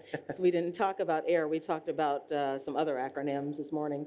So so let's apply some of this into like maybe a difficult team conversation, right? So let's say I've got an employee who just doesn't tuck their shirt in, or they just are not managing their appearance in a way that fits with our brand standards. How do I have that conversation? How do I ask them to look better? I mean, that seems real rude. Yeah, and I love that question because there's so many things that we can say that really won't work. Yeah. A lot of times we want to say, oh, you're sloppy, or oh, you have a bad attitude, or oh, you're negative. But those things aren't useful because they don't have any behavioral parts or components. Yeah. So to be able to say, we need you to come with a tucked in shirt that presents a more positive appearance. In other words, get real specific, not, stop being sloppy. Yeah. Because that doesn't help. Yep. But to say, I need you to come in with the shirt tucked in because that's part of our brand and our image. I need you to come in wearing closed-toed shoes instead of flip-flops, because that's good for safety reasons. So it's always good if you can tell someone specifically what you want them to do. But also, I always say there's an acronym, speaking of acronyms, WIIFM. People want to know, what's in it for me? Why do I care to cooperate with you? And to be able to say, what's in it for you is, it's not safe to wear the open-toed shoes. You need to wear the closed-toed shoes. Or, what's in it for you is that you get a better response from customers when you look pulled together and a shirt tucked in and hair combed. Right, so, right. Yeah, so they want to know, why should I care? Yeah. Well, yeah, I mean, I think that's a big piece of it, right? Like, everybody likes to know the why.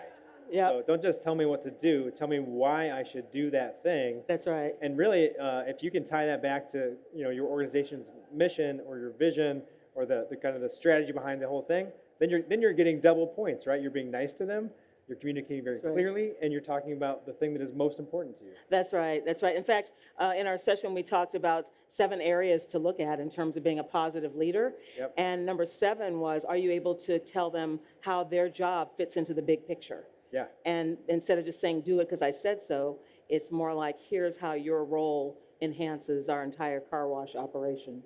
Okay, so I want to know, how in the world can we put this stuff into practice? Because I will tell you that it feels really strange and awkward and uncomfortable to do things like, well, let's use our we words, right? Or I think. How do we put that stuff in practice?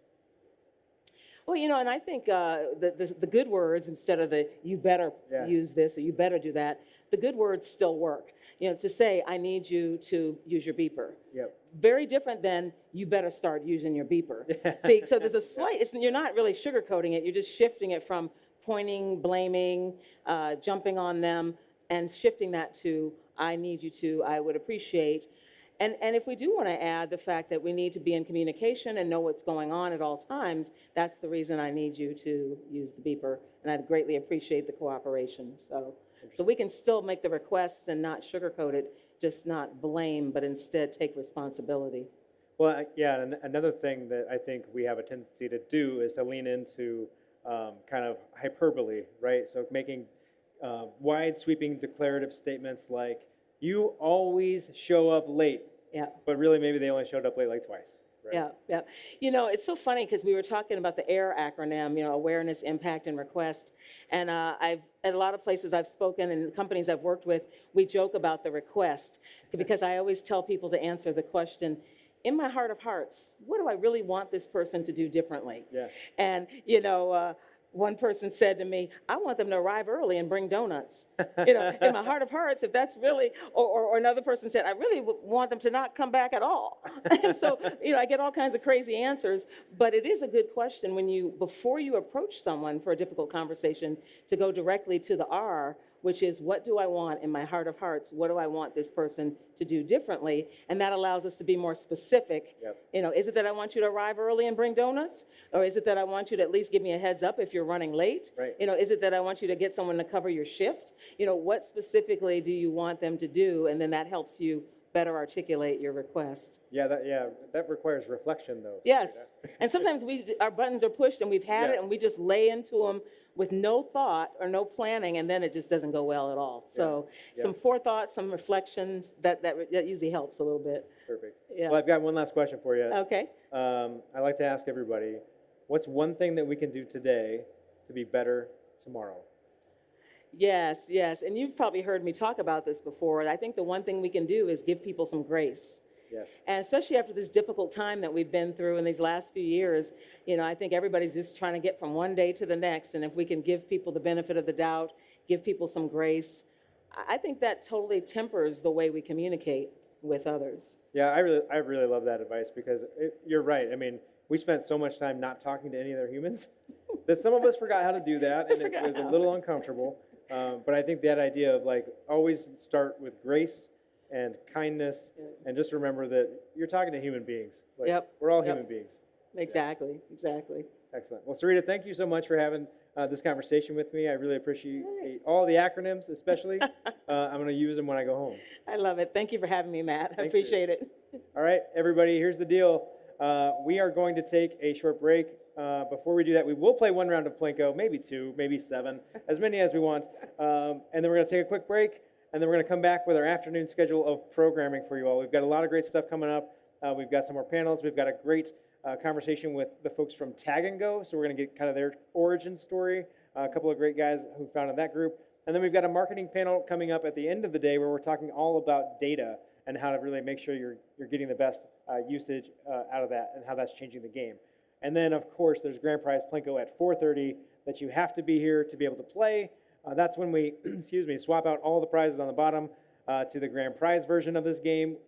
That means that the center square is $500. So you should come back. All right. Now, Sarita, thank you so much. Thank you. Go ahead and take your time going wherever you want, but we're playing Plinko. Oh, game time. Let me get out of the way so you can play some games. Thank you, Enjoy. Thank you. Okay. Who wants to win a prize? You want to win a prize? Come on up. All right. Now, have you all seen this? I'm sure I've recognized some faces. You've seen me doing this for a bit, which makes me uncomfortable because I have to try and find new ways to say things that just mean the same as what I always say. So here's the deal. I'm going to give you this Plinko chip, okay? Guard it with your life. With your life. If you don't have the chip, you can't drop the chip. Okay, so I'm going to have you introduce yourself. I got to grab a microphone. But come right over here for me. Examine that board. Make sure you know what you want. I want you to really manifest the prize that you want to win, and let's see if that works, all right? I don't have a microphone. You tell me who you are. Great White Express. All right, Logan Hurst. Let's hear it for Logan, everybody. Big round of applause. All right, Logan. Which prize did you want to win? I think I want the Yeti. The Yeti, okay. All right. So we're manifesting Yeti. Go ahead and climb the ladder in the back there, and let's see how we do. Found my microphone. That's cool. All right, Logan. Hold on, wait, don't drop it. Okay, are you ready? I just like to make people stop. So, all right, 3, 2, 1, drop. Oh, $50. That's not so bad. You can buy your own Yeti for $50. All right, let's hear it for Logan. Logan, I'll get you hooked up with your prize if you want to just kind of have a seat there for a few minutes. I want one more human being. I saw right there, because that was coercion at its best. Yep. Coercion and embarrassment. That will get you up here every time. All right, come on up. Hi there. How are you? Good to see you. All right. So introduce yourself for us.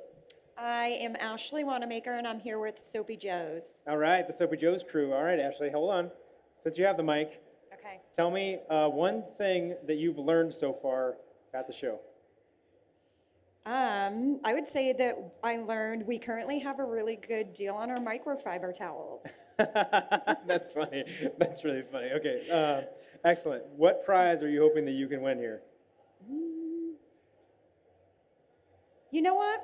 $100. $100. Yeah. All right. Hand me that. You go on up. I'll hand you this on your way up. Okay. Here's that. All right. Don't drop it till we say drop.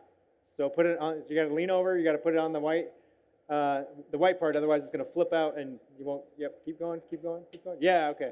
All right, hold on. Are you ready? You ready? Okay, 3, 2, 1, drop. Look at that.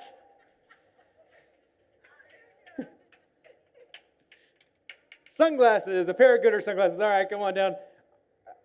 I feel like I should give her $100 just because it's stuck, but I can't actually do that. Congratulations on the Goodr sunglasses. Thank you so much. Friends, we're going to do one more Plinko. Hang tight so I make sure I get you your sunglasses. Don't leave without your prize. Who else do we have? I saw you, my friend, right there with the Auburn hat, I think. I can't see through. Yeah, all right. Come on up. Okay. Introduce yourself for me. Tommy, I'm with Rich's Express Wash in Alabama. And tell me, same question. I want to know, non-equipment related or non-sale related, what have you learned so far this show? There are several different ways to do the same thing. Only several? Only several. Only several. Awesome. All right, go on up. We'll give you a Plinko chip on the back here. Going up here. Yep. Go ahead and grab a Plinko chip. Perfect, perfect. Okay, so far we've given out $50. We've given out a power bank. We've given out sunglasses. All kinds of fun stuff. Let's see if we can get that $100. What do you say? All right, 3, 2, 1, drop. Yeti, all right, a Yeti mug. All right, perfect. Come on down. That's what he wanted. All right, see, we love it when we get the things we want. All right, perfect. Friends, thank you so much. We'll be back in about 30 minutes or so. And when you're out there, keep it clean, friends. Thank you very much.